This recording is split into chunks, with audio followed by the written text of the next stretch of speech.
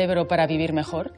Es verdad que puedo cambiar mis habilidades, que puedo tener mejor humor, que puedo quitarme la inseguridad que siento, que puedo ser menos tímido o menos tímida, que puedo gestionar mejor lo que me pasa a nivel emocional. Y la respuesta rotunda es que sí, que podemos, que nuestro cerebro se entrena, que podemos cambiar nuestras conexiones neuronales, y de eso os voy a hablar hoy. Soy Ana Ibáñez, soy neurocientífica, soy también ingeniera química, fui nadadora en una época, soy piloto de helicóptero, pero sobre todo lo que soy es una entrenadora de cerebros. Quiero llevar a la gente, a todos nosotros, a aprovechar lo que sabemos hoy de neurociencia para vivir mejor, en cualquier ámbito. Y eso es algo que, por suerte, lo tenemos ya al alcance. Existen entrenamientos cerebrales para cambiar cómo nos sentimos, lo que hacemos, nuestro tipo de pensamientos y, en definitiva, para vivir mejor. Yo me di cuenta muy pronto que la mente es la que hace que tengamos éxito o no, es la que hace que veamos el mundo como un lugar de oportunidades o que lo veamos como un lugar de amenazas. Y yo en mi época de nadadora, por ejemplo, tenía claro que el entrenamiento físico que realizaba era muy importante, pero que la diferencia estaba si en el momento de la competición mi mente era la adecuada o no. Y eso lo cambiaba todo. Hay una neurociencia que es más teórica, hay neurociencia de investigación, pero la mía, a lo que yo me dedico desde hace 16 años, es a la neurociencia aplicada. ¿A qué podemos hacer en el día a día para llegar a un mejor lugar? Hola Ana, ¿cómo estás? Mi nombre es Jesús y te he escuchado mencionar en varias ocasiones cómo es nuestro propio cerebro el que en muchas ocasiones nos boicotea y nos engaña. Y me preguntaba si serías tan amable de profundizar y darnos más detalles sobre esto. El comprender que nuestro cerebro tiene un grado de evolución menor al que nosotros necesitamos hoy en día es un punto de partida importante para saber que nosotros tenemos que programar nuestro cerebro para que nos dé aquello que de manera natural no nos da. Y eso se trata de que nosotros por biología estamos formateados, estamos programados para que nuestra primera prioridad a nivel cerebral sea defendernos de las amenazas. Pero eso nos deja fuera de algo que es importantísimo hoy en día, que es aprovechar las oportunidades. No solo defendernos de amenazas, sino que nuestro cerebro nos dé el impulso para ir a conseguir aquello que nos va a hacer crecer y que puede que sea una novedad. Pero nuestro cerebro, de manera biológica, está programado para hacernos sentir temor ante cualquier situación que sea novedosa y que él no pueda identificar cuál es el resultado de esa situación. Todo lo nuevo supone un acto de confianza en que nuestro cerebro piense que eso nuevo va a tener un final feliz. Y cuando él no lo puede hacer, lo que va a hacer es inyectarte de miedo, de temor, de dudas, de inseguridad. Eso es que tu cerebro te boicotee. En el día a día nos ocurre todo el tiempo. Nos enfrentamos a situaciones nuevas y situaciones nuevas son tener que entregar un proyecto, exponernos a algo, que algo cambie, un cambio profesional, un cambio personal, exámenes. Todo eso son amenazas para nuestro cerebro porque le exigen hacer algo que él no puede anticipar cómo van a terminar. Así que lo que va a tender a hacer, si nosotros no lo impedimos, es dotarnos de miedo, de pensamientos, de inquietud, de preocupación. Ahí es donde entra el conocimiento del cerebro y la neurociencia para saber que si nosotros queremos evitar este boicoteo, lo que tenemos que hacer es darle la seguridad que él, por biología, no nos está dando. Y para ello, algo que es muy útil es dotarle de imágenes en las que él pueda pensar o incorporar dentro de sus memorias cerebrales que eso que le pretendes pedir y esa novedad que quieres hacer tiene un final feliz. Por eso es tan importante para que nuestro cerebro no nos boicotee que nosotros podamos quedarnos ligados a pensamientos de éxito en aquellas cosas que estamos intentando hacer. Aristóteles dijo una frase con la que yo estoy muy de acuerdo y dijo: el miedo no es sino la anticipación del sufrimiento porque algo salga mal, pero no deja de ser eso, es una anticipación, una duda de si algo va a salir mal. Y fijaros que la mayoría de las veces todo lo que nos cuenta nuestro cerebro y todo el miedo que nos mete en realidad no sale mal. Hay dos grandes circuitos cerebrales, Uno tiene que ver con el circuito del miedo cerebral que nos defiende y otro tiene que ver con el circuito de la oportunidad o de los beneficios de intentar cosas. Ese otro circuito que tiene que ver con el circuito de recompensa se activa si nosotros somos capaces de calmar a nuestro cerebro y hacerle que ese circuito de alarma no esté tan activo y pueda conectar áreas de nuestro córtex prefrontal, que es donde está este otro circuito de oportunidad. Hola Ana, mi nombre es Elena, yo te sigo en redes y me ha sorprendido que además de ser neurocientífica y experta en entrenamiento cerebral, eres piloto de helicópteros. ¿Podrías hablarnos un poco más de esta faceta de tu vida? Hola Elena, muchas gracias por tu pregunta. Sí, yo soy piloto de helicóptero y fíjate, yo decidí hacerme piloto de helicóptero por esta mezcla entre fascinación y temor que me causaba el volar. No fue, en realidad, sino un desafío a mi mente de que yo era capaz de superar ese miedo que al principio me suponía volar. Y en mi labor de neurocientífica me ha ayudado mucho haber pasado por esas etapas porque he visto claramente en mí cómo nuestro cerebro se puede ir transformando para no vencer ese miedo, sino atravesarlo. Y eso es algo de lo que es interesante hablar. Desde el punto de vista cerebral, todos tenemos acceso a algo que ahora se sabe, que es poder llevar a nuestro cerebro a una incomodidad, que es una incomodidad determinada, y mantenerle en esa incomodidad y que él empiece a generar una neuroquímica que nos hace más fácil atravesar ese miedo. El miedo no se vence, sino que el miedo se traspasa.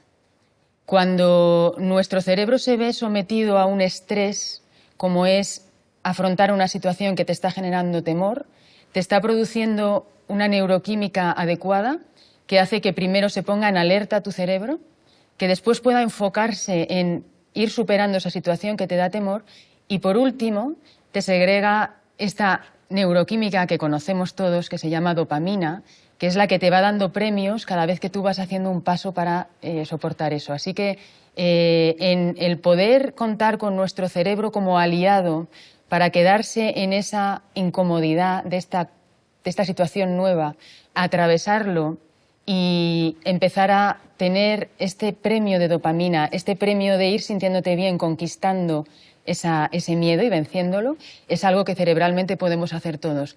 Así que mi experiencia de piloto, ahora la disfruto muchísimo, pero ha ido pasando por todas las etapas y una de ellas fue la de temor. Hola Ana, mi nombre es Beatriz.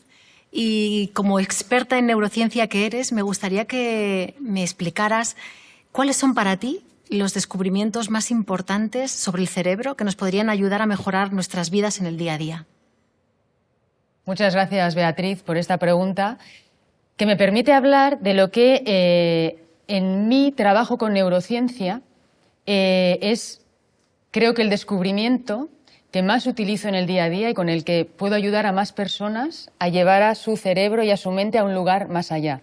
Fijaros que dentro de neurociencia, con lo que por supuesto disfrutamos mucho es con la plasticidad cerebral.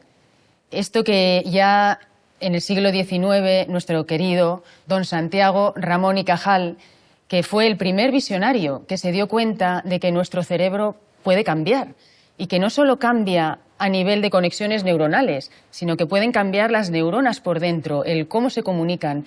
Bueno, pues después en el siglo XX ya lo que se sabe es que podemos cambiar incluso el entorno cerebral en el que nuestro cerebro es capaz de aislar áreas para hacer cosas que antes no hacía. Es decir, nuestro cerebro puede reprogramar áreas cerebrales para que logren hacer esas áreas cosas para las que no estaba predestinado. Ahí hay grandísimos descubrimientos que se están aplicando, sobre todo con un objetivo clínico, para que personas que han visto disminuidas áreas cerebrales puedan superar estas disminuciones y mejorarlas. Pero fijaros que hay un estudio con el que yo disfruto mucho, que se está haciendo en la Universidad de Stanford, que lo está haciendo Erik Knudsen, que ahora ya está jubilado, pero siguen trabajando con ello, que es en demostrar cómo podemos acceder a más plasticidad, es decir, a más transformación cerebral todavía, en el día a día. ¿Cómo lo podemos hacer? Pues bueno, una de las grandes maneras es pedirle a nuestro cerebro que haga algo fuera de aquello que sabe hacer sustancialmente bien. Es decir, nuestro cerebro está muy cómodo cuando hace cosas de una manera automática y las sabe hacer muy bien. Bueno, pues cuando nuestro cerebro le forzamos a ir a un lugar incómodo, ahí es donde empiezan a pasar cosas. ¿Y sabéis cuál es el lugar más incómodo para nuestro cerebro? Pues es cometer errores. Cuando nosotros cometemos un error, nuestro sistema nervioso se altera y lo que piensa es, algo está pasando aquí y me está poniendo en una amenaza porque estoy haciendo un error. Tenemos que aprovechar los errores porque ahí empieza a ocurrir una neuroquímica que es maravillosa para poder llevar a nuestro cerebro a otro lugar. Hay 3 sustancias químicas que son importantísimas en cometer un error, y es que frente a esta amenaza de nuestro sistema nervioso por hacer algo mal, él empieza a generar algo que se llama epinefrina, que es una sustancia química que lo que hace es ponernos en la alerta. Y entonces se pone a trabajar porque tiene que solucionar eso. En segundo lugar, nos viene una sustancia que se llama acetilcolina. Y esta sustancia lo que hace es enfocarnos para que nos enfoquemos en aquello que queremos mejorar. Y fijaros que aquí está la clave que utilizamos mucho en neurociencia y que yo utilizo en mis entrenamientos. Porque esta acetilcolina, en el momento en el que se segrega, si nosotros en ese momento somos capaces de darle una muy buena razón a nuestro cerebro para que se enfoque a dónde queremos ir, estamos provocando esa transformación neuronal y estamos haciendo que esa plasticidad que se está generando en ese momento la podamos aprovechar. ¿Por qué es tan importante tener ahí un objetivo? Porque si no, perdemos esta neuroquímica y caemos en algo que todos conocemos muy bien, que es la frustración. Ese momento es clave. Si eres capaz de, en el momento de frustración, seguir generando esfuerzo y que tu cerebro aproveche esa neuroquímica para ir a un lugar más allá, aguantar esa incomodidad, ahí estás aprovechando esa plasticidad.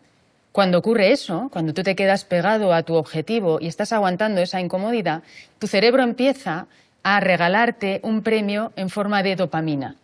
Dopamina es esa sensación de premio, de regalo, de lo estás haciendo bien. Entonces, lo que hace tu cerebro es de repente empezar a darse cuenta de que esos cambios que está haciendo son positivos. Así que de todos los descubrimientos que hay ahora en neurociencia, para mí este avance es fundamental. Saber cómo podemos hacer que nuestro cerebro aproveche el fallo, cómo podemos darle seguridad en la incomodidad y cómo aprovechar las ventanitas que se nos abren a nivel cerebral para que transforme estructuras. Y yo con eso trabajo todos los días con personas y lo vemos los cambios. Hola Ana, mi nombre es Isabel, encantada. Yo quería plantearte una pregunta porque cada vez noto que me cuesta más mantener la atención y la concentración. Y no solo lo noto en mí, sino que lo noto en mucha gente a mi alrededor. ¿Cómo podemos entrenar nuestra concentración? Hola Isabel, muchas gracias por tu pregunta. Eso que te ocurre a ti nos ocurre a un porcentaje altísimo de personas hoy en día. Y lo estamos viviendo mucho en personas jóvenes. Los que nos dedicamos al entrenamiento cerebral aplicado para mejorar el día a día, una de las primeras causas de buscar entrenamiento cerebral es precisamente ese, cómo lograr focalizarnos más en cosas y que nuestra atención no se distraiga tanto. Es normal que nuestro cerebro, que está reprogramándose todo el tiempo ante una sociedad y un día a día que nos exige estar atentos a muchas cosas, su programación principal es esa precisamente, es la de poder saltar y estar atento a determinadas cosas. Por eso cuando de repente le pedimos que se concentre en algo, le sorprende porque es una actividad para la que no está acostumbrado. Eso lo tenemos que entrenar. Para podernos concentrar en algo, necesitamos que nuestro cerebro haga algo que es un poco contradictorio, porque necesita en primer lugar calmarse lo suficiente y a la vez necesita tener la suficiente energía. Es un equilibrio entre calma y energía. En el día a día nosotros podemos hacer cosas para entrar en una burbuja de concentración, para crear una burbuja de concentración que tiene que mantener estos dos elementos, calma y energía. ¿Y cómo lo logramos? Pues desde el punto de vista cerebral, la calma, para poderte luego concentrar, viene asociada a que tu cerebro produzca unas frecuencias que se llaman alfa, que son las de la calma. Las frecuencias alfa son las que todos conocemos cuando estás en calma paseando por la naturaleza o paseando al lado del mar o escuchando una buena música. Esas frecuencias de calma hacen que tu cerebro pierda alerta hacia el exterior y pueda centrarse más en una actividad como es concentrarse. Entonces, antes de buscar un momento de concentración, es muy bueno que hagas algo que alimente esas frecuencias alfa en tu cerebro. Para cada uno de nosotros puede ser algo distinto, pero en general algo que nos sirve a todos es escuchar una música que te gusta, porque eso te pone en un lugar cómodo y seguro. Y algo que ahora se sabe, porque se puede medir con electroencefalogramas, es que si después de hacer un ejercicio intenso en un periodo de tiempo muy corto, como puede ser moverte, bailar o saltar antes de querer concentrarte, nuestro cerebro, justo después de hacer un ejercicio intenso, genera ráfagas de frecuencia alfa de la calma. Eso lo hemos vivido porque normalmente después de hacer deporte ves que te invade una sensación serena, de calma. Eso es porque tienes frecuencias alfa. Entonces, si vas a concentrarte, viene muy bien que pongas música y que además te muevas vigorosamente. Y eso ya te va a dar frecuencias alfa. Y luego necesitamos que tenga la energía cerebral adecuada para poderse concentrar. Porque fijaros que concentrarse exige que nuestro cerebro sea capaz de bajarle el volumen al exterior, a todo lo que está ocurriendo, y que de todo lo que percibe solo se concentre en aquello en lo que tú quieres fijar la atención. Esa bajada de volumen es un esfuerzo cerebral. Para ello utiliza nuestro hemisferio izquierdo unas áreas que se llaman el frontal y el prefrontal izquierdo, y estas áreas necesitan energía, necesitan riego cerebral para poderse poner en uso. Entonces, ¿qué nos viene bien para eso? Bueno, le va a ayudar ese ejercicio vigoroso que has hecho antes, que te ha dado alfa, y le ayuda también que hagamos una transición, es decir, que no le fuerces a hacer ese esfuerzo de golpe, sino que hagas una transición donde puedas poner, por ejemplo, una música que es animada, pero que a él le dejan un lugar seguro, de buena actividad, de buena activación, y de esa manera va a ir entrando en este momento de concentración. Para concentrarnos necesitamos una media de 5 u 8 minutos en los que está ocurriendo esta transición. Es decir, nuestro cerebro está trabajando para generar las frecuencias beta, en este caso que son las de la concentración, y que tú puedas después concentrarte. También ayuda mucho para concentrarse tener un elemento que siempre está presente en tu concentración. Yo, por ejemplo, cuando tengo que escribir o tengo que pensar algo, tengo una vela que suele ser el mismo olor, porque mi cerebro ya ha identificado que cuando esa vela está encendida, genera esas frecuencias beta de la concentración. Entonces, para mí, poner dentro de esa burbuja de concentración donde está esa música, ese ejercicio antes, esa música y después la vela, genera concentración. Y un ejercicio que te puede ayudar mucho para atraer esa energía necesaria de concentración, que en el fondo es llevar a tu mente de un foco abierto a un foco más cerrado, es el siguiente, que es muy simple y que lo podemos hacer todos. Si tú llevas tu mirada hacia determinados objetos que nos rodean ahora mismo y piensas el nombre del objeto dentro, entonces yo estoy mirando desde aquí y puedo poner escalera, cortina, suelo, zapato. Cuando tú obligas a tu cerebro a posar la mirada sobre determinados objetos y pensar su nombre, o puedes pensar también su color, estás haciendo el ejercicio de que tu cerebro pase a un modo de concentración, de enfocarse. Hola, Ana. Lo primero de todo, enhorabuena por tu libro, Sorprende a tu mente, me ha encantado, y enhorabuena por tu gran labor. En el libro hablas mucho de la ansiedad y es un problema que acucia a nuestra sociedad ahora mismo. ¿Cómo puedes trabajar tu cerebro para lidiar con esta sensación tan agobiante? La ansiedad es muy incómoda y lo que es importante saber en primer lugar es que la ansiedad toma forma diferente para cada uno de nosotros. La ansiedad que puede sentir una persona puede estar más ligada a pensamiento, a tener muchos pensamientos invasivos, incómodos. Para otra persona puede ser mucho más físico, de sentir algo a nivel físico que es incómodo, sentir su corazón, tener problema con la digestión. Para otras personas la ansiedad es encerrarse en sí mismas y no atreverse a salir. La ansiedad tiene muchas formas. ¿Qué es importante entender de la ansiedad? Que si bien los síntomas que sentimos son absolutamente reales e incómodos, la ansiedad en realidad es un mecanismo cerebral. Tu cerebro te está contando una historia cuando sientes ansiedad. La ansiedad no es sino un miedo alojado en tu cerebro que ha hecho que reprograme su actividad para hacerte sentir en alerta e inquieta, aunque no haga falta. El tema con la ansiedad es que procede de un lugar cerebral al que tenemos poco acceso. Es decir, que te puede pasar que tengas ansiedad y no entender por qué tienes esa ansiedad. O pensar que tienes ansiedad y que, bueno, habría causas, pero no son lo suficientemente importantes ni grandes como para que tú estés sintiendo algo tan grave o tan incómodo a nivel físico. ¿Por qué ocurre esto? Ocurre porque la mayoría de nuestros temores, de nuestros miedos, de nuestras inseguridades, vienen de un lugar cerebral que es del subconsciente. Es decir, que nuestro cerebro está alimentándonos continuamente de información que ha dejado guardada y que nosotros ni siquiera sabemos que está ahí. Pero ¿qué información es la que guarda de manera más fuerte nuestro cerebro? Aquella información que pone en peligro nuestra supervivencia. Él va a guardar, sobre todo, muy bien, bajo llave, aquellos recuerdos y aquellas experiencias que te lo han hecho pasar mal. Porque él ha interpretado que eso es una amenaza, que te puede pasar algo malo. Y si recordáis, el objetivo de nuestro cerebro es nuestra supervivencia, no que seamos felices, no que nos desarrollemos. Entonces la ansiedad tiene que ver mucho con eso, con que nuestro cerebro está alimentando continuamente información guardada a la que le ha dado un sesgo y es mucho más negativa que positiva. Esto es como las estrellas. Nosotros pensamos que las estrellas salen por la noche, cuando en realidad las estrellas están siempre ahí. Con nuestro subconsciente ocurre lo mismo. No somos conscientes de que está, no llega a un plano racional, pero nuestro subconsciente está alimentando todo y cada uno de nuestros pensamientos, todas y cada una de nuestras acciones, y es importante saberlo, porque de saberlo es donde podemos hacer algo para cambiarlo. ¿Y cómo lo hacemos? En esto os voy a dar una imagen que ayuda mucho y es como que nosotros saquemos nuestro cerebro de nosotros mismos y nos lo pongamos enfrente. Y esto que ponemos enfrente va a ser no un cerebro perfecto como hemos estudiado, no, vamos a poner enfrente un cerebro que en realidad es un niño que está asustado. Y eso es lo que quiero que veáis, que es un cerebro cuando siente ansiedad. La ansiedad no es sino la manera que tiene nuestro cerebro de decirnos que está muerto de miedo. Cuando nosotros nos ponemos con sentido común pensando que nuestro cerebro es un niño asustado, se nos hace mucho más fácil ver qué podemos hacer para calmarle.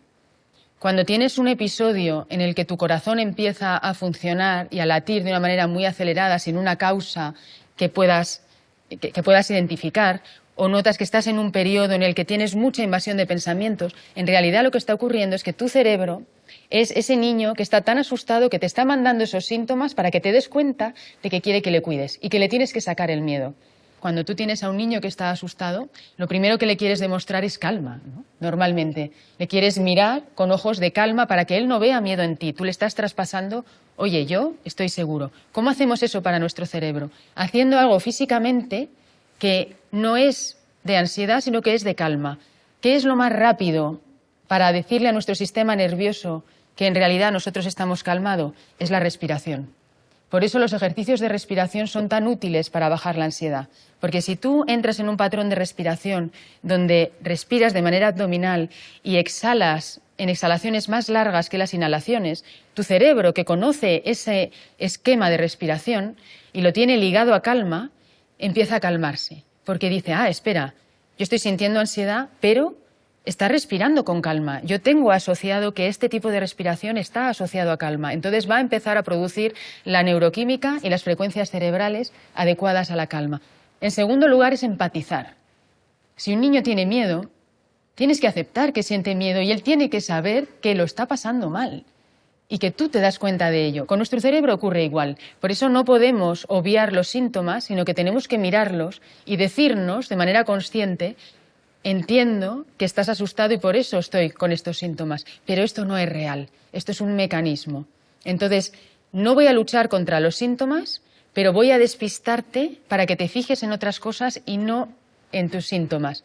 ¿Qué nos ayuda en esto? Lo sensorial. Para bajar la ansiedad es muy importante conectar con los sentidos. Por eso una música que tú has escuchado antes, en épocas en las que estabas calmado, te va a ayudar mucho a calmar a tu cerebro. Puedes meter una música y a pesar de que estés sintiendo estos síntomas incómodos de ansiedad, tú pones una música y cerebralmente tu cerebro va a empezar a reconocer de nuevo esta música está relacionada con yo no tener miedo o estar en calma y entonces va a ir para allá. Así que es importante entender que la ansiedad es normal que nos ocurra, pero que la acrecentamos siempre que nos preocupamos mucho por ella, porque en nuestro radar cerebral él está viendo cuánto te importa. Si te preocupas mucho, te quedas muy pegado a los síntomas y a mirar, en el fondo le estás diciendo a este niño, tienes razones para estar asustado. Y lo que le queremos demostrar a nuestro cerebro es, no tienes razones para estar tan asustado. Quiero que conectes con áreas cerebrales más sofisticadas que te demuestran que esto no es un problema de supervivencia, que mi vida no está en amenaza por sentir estrés o por estar con situaciones que suponen retos. Mirarnos de esa manera y calmarlo desde ese lugar es algo que nos ayuda mucho para la ansiedad. Os quiero contar un caso concreto, hablando de la ansiedad. La ansiedad está presente en todos nosotros. Parte del colectivo que yo entreno, hay una parte que es de alto rendimiento. Es decir, son personas, alto rendimiento profesional o deportivo, son personas que se les exige en su trabajo más allá de lo normal. En este caso os quiero hablar de un deportista de primer nivel que sentía mucha ansiedad y que se estaba lesionando mucho por la ansiedad que le provocaba su cerebro. ¿Qué es lo que le estaba pasando a este cerebro? Cuando trabajé con él, le hice entrenar en sus frecuencias cerebrales, es decir, le hacía unos electroencefalogramas a tiempo real en los que leía sus frecuencias cerebrales para hacer que su cerebro fuera consciente de estas frecuencias y pudiera optimizarlas. Bueno, lo que vimos con él es que había una parte emocional que él no identificaba qué era, que le estaba subiendo todo el tiempo información de alerta y de alarma, de forma que cuando él salía al terreno de juego no era capaz de aislarse de su mundo emocional, sino que se lo llevaba consigo al terreno de juego. Cuando tu sistema le estás exigiendo muchísimo a nivel físico y a nivel mental también estás exigiendo mucho, es muy fácil que se rompa. Allí hicimos un trabajo de identificar qué había pasado en este niño asustado que tenía él a nivel cerebral, qué había pasado en su infancia, que le estaba dando todo el tiempo esa información de alerta cerebral que le estaba exigiendo tanto y que le estaba pasando esta incomodidad que se llevaba consigo al terreno de juego.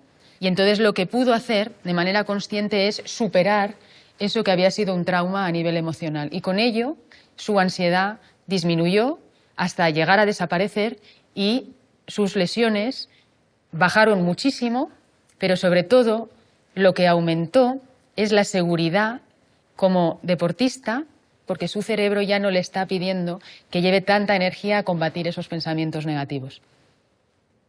Hola Ana, volviendo un poco a lo que nos estabas contando sobre la ansiedad, me preguntaba si nos podías explicar las diferencias entre la ansiedad y el estrés y sobre todo cómo manejar mejor el estrés. Estrés y ansiedad no son lo mismo, pero se tiende a confundir en la manera habitual y coloquial de hablar. El estrés es necesario para que nosotros logremos hacer algo que se sale de lo normal. Cualquier situación que te hace sentir incómodo porque sabes que tienes que sacar algo de ti que te exige. Y eso es muy bueno, porque desde el punto de vista cerebral, nuestro cerebro se reprograma, se desarrolla si nosotros le pedimos estas cosas. Si no se las pedimos, se quedaría siempre igual. Y de hecho, esas sustancias químicas que se segregan cuando nosotros tenemos estrés es la que nos permite alcanzar conexiones neuronales, hacer cosas, utilizar capacidad cerebral que si no, no lo haríamos. Pero fijaros que hay una diferencia enorme entre el estrés y la ansiedad. El estrés nos ocurre siempre que hay un elemento estresor presente. El estrés no te pasa porque sí. El estrés es porque tienes que enfrentarte a una situación que te estresa. Sin embargo, la ansiedad es un mecanismo cerebral. La ansiedad aparece sin que tenga que haber ningún elemento externo que a ti te estrese o que tenga razón para generarte ansiedad. La ansiedad en muchos casos es el estrés crónico que se ha alojado en nuestro cerebro y que hace que sientas ansiedad. Fijaros que la ansiedad, de hecho, nos amenaza o nos invade en momentos que son de calma. Hay mucha gente que tiene un ataque de ansiedad cuando está conduciendo, por ejemplo. Los ataques de pánico vienen muchas veces en situaciones donde no está pasando nada para que uno tenga un ataque de pánico. Sin embargo, es la manera en la que tu cerebro de repente suelta esta presión que está contenida en esta olla a presión y es la manera que tiene de gritarte de oye, tengo miedo. ¿Y cuándo le interesa más a tu cerebro decirte tengo miedo? Pues le interesa decírtelo cuando él identifica que tú estás muy en calma, porque como un niño asustado haría, si te ve en calma y que no estás empatizando con el miedo que él siente, va a querer hacértelo ver, porque va a decir, oye, crees que estoy bien, pero en realidad no lo estoy y te lo voy a demostrar. ¿Cómo te lo demuestra? Haciendo un ataque de ansiedad o haciendo un evento en el que tú vas a tener estas sensaciones físicas. Entonces, es importante entender que estrés y ansiedad son distintos y que ansiedad es un mecanismo cerebral. Pero fijaros que hay un estudio que a mí me gusta mucho, en la Universidad de Harvard, en este caso, Este estudio lo que ha demostrado es qué ocurre si nosotros reprogramamos nuestro cerebro y le damos un significado diferente al estrés. ¿Qué ocurre si nosotros le damos un significado diferente a tener un corazón latiendo fuerte, a estar transpirando o a tener una respiración más acelerada? ¿Qué pasa si a nuestro cerebro le decimos que en vez de que eso es negativo y que lo que hay enfrente es una amenaza, qué pasa si le decimos que eso es positivo? ¿Cambiará algo? Y fijaros que es muy interesante porque efectivamente cambia. Lo que ahora sabemos, porque se estudia por resonancia magnética funcional, que es la manera en la que tenemos de hacer imágenes de nuestro cerebro, y también con electroencefalogramas, que es la manera que tenemos de leer nuestra electricidad cerebral y ver qué frecuencias está sintonizando, si sintoniza las de la calma o no.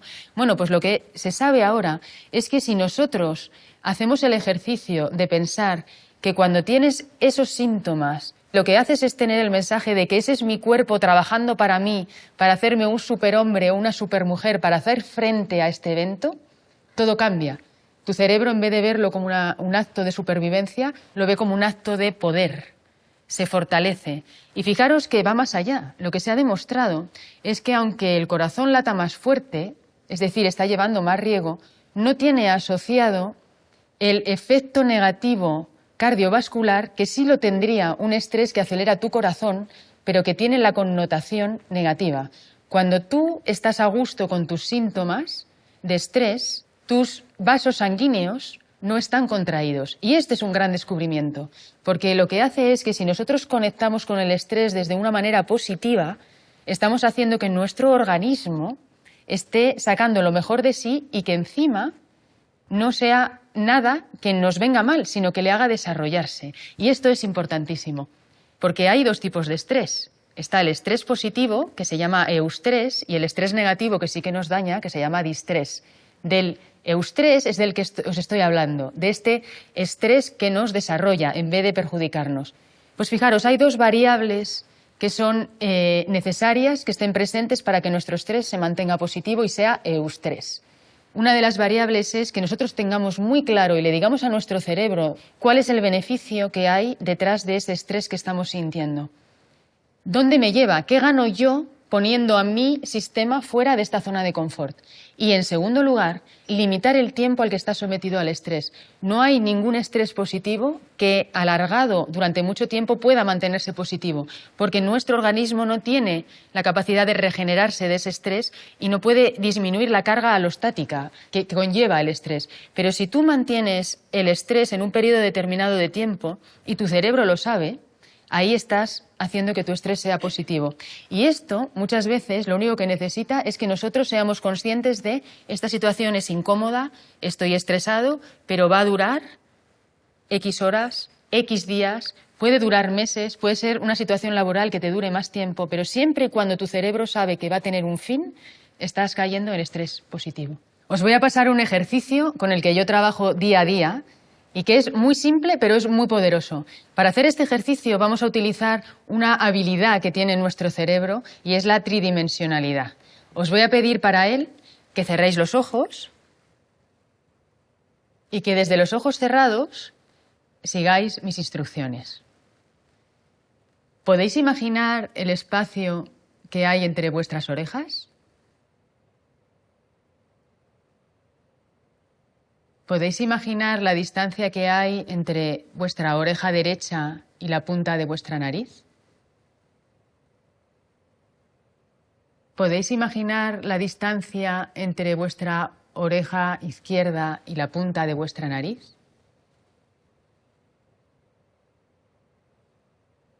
¿Podéis imaginar lo que ocupa vuestra lengua dentro de la boca? ¿Podéis imaginar la columna de aire que recorre vuestra nariz? ¿Podéis imaginar la distancia entre la punta de tu nariz y la punta de tu barbilla? ¿Y podéis imaginar la distancia que hay entre vuestras orejas? Ya podéis abrir los ojos. Fijaros que un ejercicio tan simple tiene una habilidad que se ha leído con electroencefalogramas, en este caso, de producir muchas frecuencias alfa de la calma. ¿Y por qué ocurre esto? Porque cuando nuestro cerebro se queda como pendiente de sí mismo, imaginando los espacios que nos contienen a nosotros, trabaja con una faceta que es la tridimensionalidad, el espacio. Y esto tiene un beneficio inmediato que es subir estas frecuencias alfa. Si queréis calmaros antes de algo, si queréis llevar a vuestro cerebro a un lugar de más calma y de más frecuencias alfa que os van a hacer afrontar esa situación desde un lugar mejor, podéis cerrar un momento los ojos y hacer este ejercicio vosotros mismos que os acabo de enseñar. Y de esta manera estáis calmando vuestro cerebro. Hola Ana, soy Eugenia. Te he escuchado decir que la autoestima la podemos fabricar nosotros mismos en nuestro cerebro. ¿Es esto cierto? Sí, es cierto y es importantísimo que lo sepamos. La autoestima se programa y no solo se programa, sino que se reprograma. La autoestima es algo cambiante, es algo variable y es algo que todos nosotros podemos modificar. Creo que es muy importante saber que nuestro cerebro tiene esta habilidad, porque es una de las grandes habilidades que tenemos a nivel cerebral y que hace que nuestra vida mejore y sobre todo que nosotros podamos sacar lo mejor de nosotros mismos y disfrutar de nuestras capacidades. ¿Qué es la autoestima? La autoestima es lo queribles que nos sentimos, en primer lugar, por nosotros mismos y por los demás. Y aquí ocurre algo desde nuestra programación cerebral, desde que nacemos y vamos programando e incorporando información a nuestro cerebro, y es que la autoestima es una de las claves iniciales que nuestro cerebro tiene que trabajar y programar para su supervivencia, porque la autoestima determina lo querible que nos sentimos para cubrir dos grandes necesidades humanas, que son, en primer lugar, sentirnos queridos para que nos cuiden, que es clave para nuestra supervivencia desde que nacemos, y en segundo lugar, que nos acepten en un grupo, porque si falta alguna de las dos, si no nos quieren y nos cuidan o no nos aceptan en un grupo, nosotros no sobreviviríamos. Y nuestro cerebro, en su afán y su objetivo de nuestra supervivencia, de protegernos, está formateado desde el momento en el que nacemos para estar muy pendiente de eso, de si nos quieren y de si nos aceptan. Y con eso determina cómo de queribles somos y cómo es nuestra autoestima. Pero fijaros que aquí ocurre algo que es curioso y que es bueno saberlo también a nivel cerebral, y es qué información incorpora a nivel de autoestima primero nuestro cerebro en nuestras etapas iniciales de educación y de vida. Pues lo primero que incorpora es, por comparación a los demás, cómo nos vemos. Establece cómo de queribles somos por otros. Porque fijaros que ya en el entorno familiar, cada uno de nosotros hemos tenido que buscar un espacio y nuestro cerebro ha trabajado para que nos quieran. ¿Y cómo lo ha hecho? ¿Soy el hijo mayor o menor que lo que se espera de mí es que sea responsable? ¿O puedo ser el rebelde? ¿O puedo ser el que saque buenas notas? ¿O puedo ser el que soy creativo? En el fondo nuestro cerebro está buscando todo el tiempo una seguridad de que aquello que somos es algo que los demás ven, que nos van a querer por ello, y seguimos participando de este grupo. Y fijaros que eso viene desde el subconsciente. ¿Qué ocurre? Que nosotros seguimos creciendo y entonces entra la siguiente parte de la autoestima, que es cómo nos queremos nosotros, cómo de queribles somos ante nuestros ojos. Y ahí es donde viene la reprogramación de la autoestima, que no solo es bueno que la hagamos, sino que es necesario que la hagamos, porque es en esa reprogramación de la autoestima donde nosotros podemos meter la información cerebral de ya no solo eres querible porque eras todas estas cosas, sino que eres querible por el simple hecho de ser, por el simple hecho de tener aquellas cosas dentro de ti que son talentos que es muy bueno que descubramos y que simplemente por eso tú tienes una razón de ser y tu supervivencia no está amenazada. No importa lo que otro piense de nosotros, porque eso ya no es una cuestión de vida o muerte cuando sí lo pudo ser en un cerebro infantil. ¿Y cómo lo hacemos? Bueno, pues la manera más directa de hacerlo es ir a recordarle a nuestro cerebro situaciones ya vividas donde él ha podido experimentar que efectivamente eras querible por ti mismo. ¿Cuándo ocurre eso? Ocurre sobre todo cuando estamos orgullosos de nosotros mismos. Si nosotros somos capaces de traer nuestra memoria cerebral de situaciones de orgullo, donde nosotros nos hemos sentido bien con nosotros mismos y subirlo a la superficie, que forme parte del bagaje cerebral que tenemos, nuestra autoestima ya sube. porque independiente de lo que escuches, tú vas a tener la certeza de que tú puedes estar orgulloso de ti mismo y tu cerebro va a ir alimentándote esos pensamientos. Cuando eso te cuesta, es muy bueno meter el factor externo, lo que otros están viendo de ti que quizás es opaco para ti o quizás está oculto a tus ojos, porque muchas veces lo que nosotros somos está oculto a nosotros mismos y es una persona que tienes al lado que te lo puede decir y te puede decir, oye, a mí de ti me gusta esto y esto o me sorprende esto y esto. Entonces las personas que te quieren o que tienes cerca o que te conocen sí tienen una visión más clara de en qué cosas tú estás brillando. Si utilizamos esa información en nuestro favor, estamos dándole más razones a nuestro cerebro para que nos pase mensajes de querernos a nosotros mismos. Y ahí hay una frase que a mí me gusta mucho y es que el acto egoísta más generoso que podemos hacer por los demás es amarnos a nosotros mismos. Porque si nosotros nos queremos a nosotros mismos y subimos nuestra autoestima, vamos a desprender cosas mucho más positivas, vamos a hacer que nuestros entornos sean mejores. Creo que estaréis conmigo que las personas que sufren de autoestima baja normalmente hacen que los entornos sufran también un poco de ello, porque te preocupas por ellos. Lo cual no significa que siempre la autoestima tenga que estar alta, no, la autoestima es viva, sube, baja, pero lo importante es que nosotros nos quedemos seguros y muy próximos a aquellas herramientas que nos hacen vernos en la profundidad de quiénes somos. De esta manera estaremos haciendo que ese ser querible por los demás y por nosotros mismos sea de una manera sana, sea de una manera real y nuestro cerebro se reprograme con ello. Hola Ana, mi nombre es Jonathan y me gustaría preguntarte, a veces en nuestro día a día vivimos complicaciones, entonces nuestro cerebro crea un bucle y me gustaría saber cómo salir de eso en nuestras crisis y retos. Gracias. Hola Jonathan, gracias por tu pregunta. Efectivamente, es que la vida es eso. La vida son cambios, la vida son transformaciones, son sorpresas y muchos de estos cambios son voluntarios, pero muchísimos son involuntarios. A nuestro cerebro no le gustan las sorpresas. Cualquier cambio de rumbo en nuestra vida, aunque pueda ser muy positivo para nosotros y nos desarrolle, para nuestro cerebro en primera instancia no lo es, no es positivo. Él busca que sigamos haciendo lo mismo. Por eso, cualquier cambio de rumbo, cualquier crisis, cualquier cosa que en tu vida pase de ser de una manera a otra, va a ser un momento incómodo. Va a ser un momento que vas a sufrir y va a ser un momento que te va a someter a una incertidumbre que si tu cerebro se la pudiera ahorrar, se la ahorraría. Y eso es muy importante saberlo, porque nuestro cerebro en ese cambio va a querer quedarse pegado a lo anterior, porque no quiere cambiar.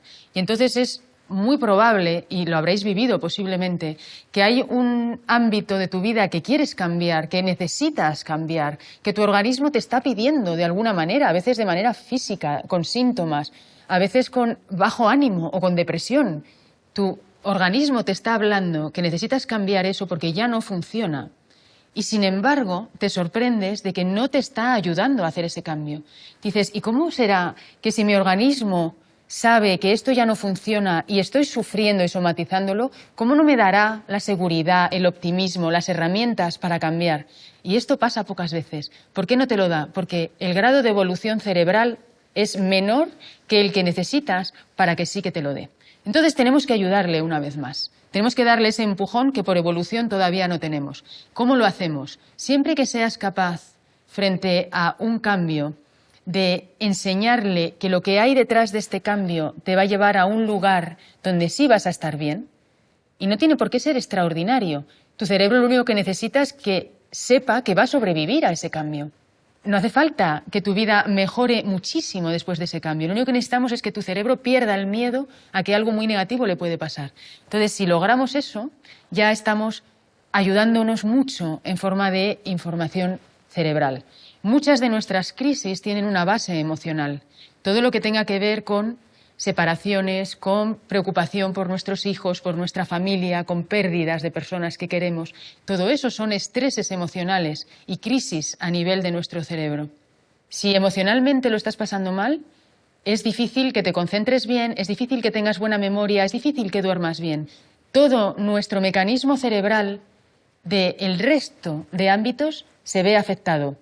Pero fijaros que, por ejemplo, una separación es una crisis y nuestro cerebro no nos ayuda mucho cuando nos está ocurriendo esto. Le tenemos que ayudar en el sentido de, cuando se produce una separación emocional con alguien, ocurre porque alguien de los implicados ya no estaba bien, si no, no ocurre esa crisis. Es decir, que el punto de partida es una situación que ya no está funcionando, que tiene que ocurrir una transición para ir a un lugar nuevo. ¿Qué le ocurre a nuestro cerebro en la transición? Que él, a pesar de saber que no estaba bien aquí, prefiere lo malo conocido que lo bueno por conocer. Entonces, ¿qué va a hacer en ese momento? Te va a llenar de pensamientos obsesivos, te va a llevar de pensamientos en los que mejora la realidad pasada, que no era buena, pero te va a borrar lo que no era bueno y te va a alimentar de cosas que eran especialmente buenas en esta situación, porque te quiere convencer, en el fondo, de que lo que había antes era mejor que lo que está por llegar, porque eso no lo conoce. Pero eso es falso, eso es un mecanismo cerebral. Cuando no estás bien en una situación, tiene que ocurrir algo en el medio que transforme eso para que tú puedas llegar a un lugar mejor. Bueno, pues ahí hay algo que es muy efectivo y es conectarse con nuestras sensaciones físicas y emocionales de estar bien. Es decir, si tomamos el ejemplo de una relación personal que se termina, es muy importante que a tu cerebro le hagas sentir cómo estoy yo cuando estoy bien personalmente, cómo estoy yo cuando estoy bien emocionalmente, cómo es esa situación. Y quiero que en ese caso seas capaz de cerrar los ojos, de conectarte con esas emociones y seas capaz de ver que eso se va a implantar en el futuro, porque a él sí le gustan las buenas sensaciones. Si tú le haces sentir esas buenas sensaciones y le dices, esto es donde yo pongo el objetivo en el futuro, él va a empezar a trabajar a tu favor. Por eso es tan importante en las crisis darle primero el significado. ¿Qué es una crisis? Es una transición de algo conocido, que algo estaba fallando ahí, por eso hay una crisis. Entonces necesitas cambiar, meter algo nuevo. Bueno, pues ya no funcionaba. Es pasar de eso que no funcionaba a una transición para ir a algo nuevo. Tenemos que acompañarle ilusionándose con que eso nuevo va a tener buenas sensaciones emocionales y corporales para ti. Hola Ana, ¿qué tal? Mi nombre es Diana y soy madre de 2 niños. Me encantaría preguntarte y saber si es posible realizar entrenamiento cerebral con niños y jóvenes y en qué medida se les puede ayudar. Hola Diana, qué buena pregunta, que me encanta responder desde la neurociencia de hoy en día, desde la neurociencia aplicada, porque efectivamente nuestros niños y nuestros jóvenes están en un momento de plasticidad cerebral tremendo. Es decir, es en su momento de evolución donde más podemos hacer para desarrollar sus conexiones neuronales. Entonces, a mí me gusta hacer la analogía que igual que a nuestros niños les llevamos a hacer actividades extraescolares para que se desarrollen, que hagan deporte para que desarrollen más sus estructuras, para que se fortalezcan, para que tengan más capacidad, ocurre exactamente igual con el entrenamiento cerebral. Nuestros niños, si les podemos entrenar en sus frecuencias cerebrales y en sus áreas cerebrales, vamos a lograr que sean más fuertes cerebralmente, que puedan adquirir mayor seguridad, que se conozcan mejor, que descansen mejor, que puedan gestionar mejor toda la información que reciben del exterior hoy en día, que es muchísima, que puedan hacer frente a los retos sin que su sistema entre en estrés, que puedan lidiar mucho mejor con las exigencias, haciendo que su cerebro también sepa descansar, que quizás es una de las grandes cosas que los adultos no hemos aprendido bien, no se ha programado bien nuestro cerebro y que hace que suframos tanto de adultos de tantas cosas.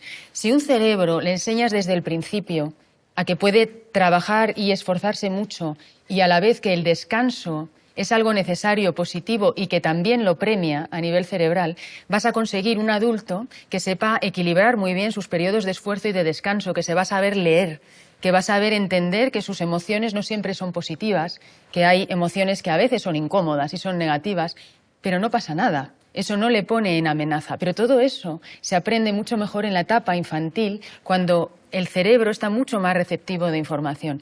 Pero fíjate que hay algo que podemos tratar también cuando hablamos de niños y de jóvenes, y es algo que están sufriendo mucho ahora, precisamente por lo que hablábamos de esta dificultad de concentrarnos y de focalizarnos en algo. Porque nuestros niños y nuestros jóvenes reciben tantos estímulos del exterior que para ellos es todavía más difícil bajar el volumen de todos estos estímulos para concentrarse solo en algo, y sobre todo en algo si ese algo no les interesa o no les motiva mucho. Hay niños y niñas y jóvenes que tienen una inteligencia sensorial enorme. Eso significa que perciben más estímulos del exterior de lo que percibe un cerebro que no tiene esa inteligencia. Ahí es donde entra el perfil de niños y niñas y jóvenes y también adultos que sufren del llamado déficit de atención. Yo no estoy de acuerdo con el término déficit de atención. Las personas que caen dentro de este saco que se llama déficit de atención con o sin hiperactividad, en el 90% de los casos, por no decir más, son personas que tienen una inteligencia sensorial fuera de lo normal, extraordinaria. Son personas creativas, son personas sensibles, son personas con muy buenas ideas, son personas que ven cosas que se salen de lo que una mente normal ve. Entonces tienen una dificultad a nivel cerebral que es cómo poder calmar a su cerebro cuando lo necesitan para no percibir tanto del exterior y que sí les permita concentrarse, y a ellos les cuesta más. Así que en estos casos tenemos que calmarles y decirles: estamos ante una inteligencia extraordinaria, necesitamos que tu cerebro entienda que tú tienes esta inteligencia y te premie por ella, lo cual te va a dar seguridad y autoestima, pero necesitamos también que tu cerebro sepa que tiene que hacer un esfuerzo extra para concentrarse. Y eso es a lo que le podemos entrenar. Esa burbuja de concentración, en estos casos, la tenemos que hacer mejor todavía. Tenemos que ayudarles para que su entorno les permita tener aquello que ellos necesitan, que les haga que su cerebro esté tranquilo y se pueda focalizar. Y eso incluye meter herramientas como música, aunque no nos parezca una música calmada. Pero si es una música que a su cerebro le mantiene atento, le mantiene entretenido, su cerebro se va a quedar tranquilo y le va a permitir concentrarse después. Aquí hay determinados ejercicios que se pueden hacer para ayudar a los niños a concentrarse más. Y uno de ellos es el ejercicio de nombrar objetos alrededor, pero como lo que buscamos en su caso es que partan de una calma que a priori ellos no tienen dentro de sí, el ejercicio siempre de poder escuchar una música que a ellos les guste y de respirar donde prioricen el tiempo de exhalación nos va a ayudar. Nuestro cerebro se calma mucho cuando el exhalar aire es más largo que la inhalación. A este tipo de cerebros, que van muy rápido, les viene muy bien ese tipo de ejercicio. Y con ello les estaremos ayudando. Así que, respondiendo a tu pregunta, efectivamente podemos entrenar a los niños, es muy bueno hacerlo y creo que en el futuro será algo que veamos muy normal. Algo fascinante de la neurociencia y que espero que hayáis podido vislumbrar en estos minutos juntos es que sabemos más de nuestro cerebro de lo que nunca antes en la historia hemos sabido. Tenemos más herramientas hoy de las que nunca hemos tenido. Pero también es el día del futuro en el que menos sabemos y menos herramientas tenemos. Se trata de una ciencia tan viva que cada día que pasa aprendemos más. Cada día que pasa nos empoderamos más de que nosotros, cada uno de nosotros, somos capaces de hacer algo a nivel cerebral con ejercicios para poder salvar aquellas deficiencias que nuestro cerebro tiene hoy en día y que nos impide sentirnos mejor de lo que nos sentimos, que podamos brillar con las capacidades que cada uno de nosotros tenemos y que no necesariamente están saliendo a la luz. Acompañar a nuestro cerebro en eso es una labor apasionante. Yo dedico mi tiempo y mi pasión a ello y es porque no hay nada más gratificante que poder llevar a una persona que lo está pasando mal o que no está brillando en su justa medida y llevarle a que lo haga. Si conocéis la frase de mi querido Santiago Ramón y Cajal, porque él fue muy mágico dentro de la neurociencia, se atrevió a soñar, se atrevió a ver más allá. Y él dijo esta frase: cualquier hombre o mujer, si lo pretende, si lo quiere hacer, puede ser escultor de su propio cerebro. Nunca ha sido más cierta esa frase que hoy en día, mucho más que cuando él, como precursor, lo vio. Nosotros podemos esculpir nuestro cerebro y os añado algo más. Lo importante es que lo esculpamos no solo desde el esfuerzo, que también, porque todos nuestros talentos internos, innatos, van a salir más a la luz si le ponemos esfuerzo a nuestros talentos. Pero no solo va a ser desde el esfuerzo, sino que va a ser desde el disfrute. A nuestro cerebro le encanta disfrutar porque eso le da el mensaje de que está seguro. Y nuestro cerebro, sobre todo, quiere nuestra supervivencia y que nosotros estemos seguros. El disfrute es la mayor de las herramientas que tenemos para que junto con el esfuerzo logremos sacar lo mejor de nosotros. Espero que todo esto os ilumine, juguéis con vuestro cerebro, os atreváis a cambiar cosas, os atreváis a soñar y a jugar con este cerebro que no es tan perfecto. Le podemos hacer nosotros mucho más perfecto.